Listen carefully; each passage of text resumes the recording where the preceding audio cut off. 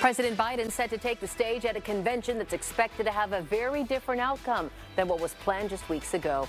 His role as Democratic delegates come together in Chicago to formalize the next step in Vice President Kamala Harris's run for the White House.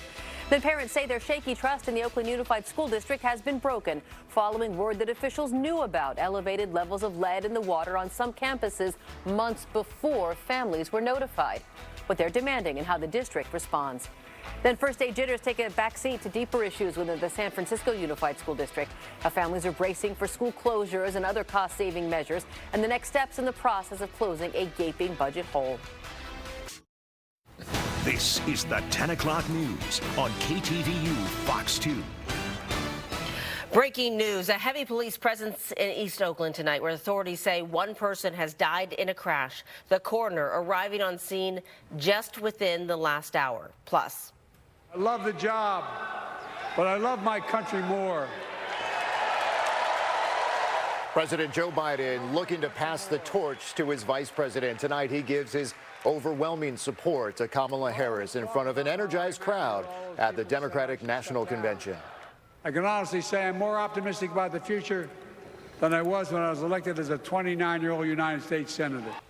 President Biden with a message of hope as he prepares to turn the page on a more than 50-year career in politics. Good evening, everyone. I'm Mike Meeback. And I'm Claudine Wong. Tonight, he delivered the keynote speech on the first night of the Democratic National Convention, reflecting on his term and pushing voters to keep his vice president in the White House. Let's go live now to Chicago, where our political reporter Greg Lee is standing by at the United Center with more on the president's speech and the other speakers who took the stage tonight. Greg? Claudia and Mike, good evening to you. President Biden delivering an emotional and fiery speech to close out the first night of the DNC. Those remarks wrapped up in just the last hour here in Chicago. 1 month ago, he was poised to accept the nomination, but tonight he began defending his legacy and making the case for Vice President Kamala Harris in what will likely be one of the last major moments of his political career. Let us fight for the ideals we hold dear, and let us always remember, when we fight, we win. Vice President Kamala Harris made a surprise appearance at night one of the Democratic National Convention in Chicago. Thousands of Democrats inside the United Center cheering as she praised President Joe Biden, whose decision to step aside helped pave her way to the top of the ticket. I've got a lot to do. I intend to get it done.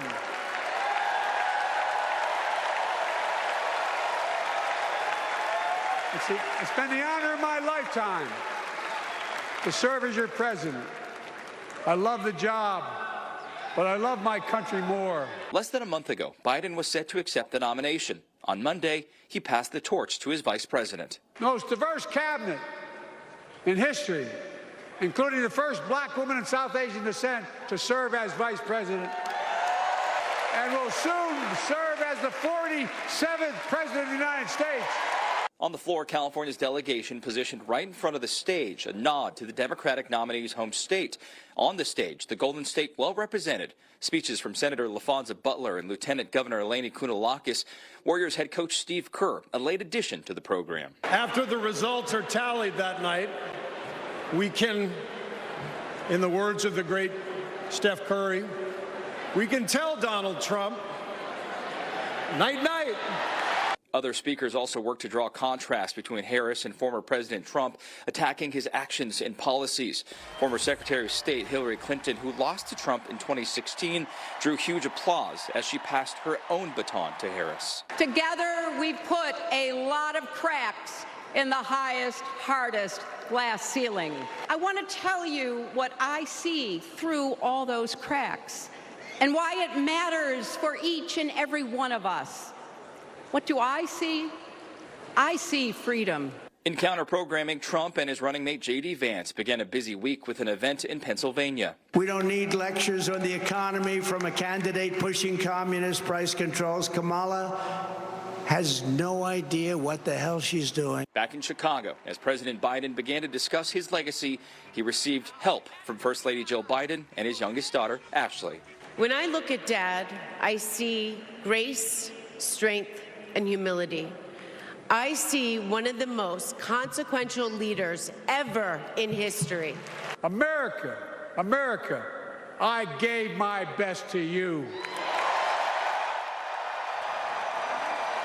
President Biden tonight also leveling plenty of criticisms against former President Donald Trump. He also walked through some of his own legislative accomplishments and acknowledged the protesters in the streets of Chicago. This crowd certainly showing their appreciation, cheering for several minutes at the beginning and end of his speech.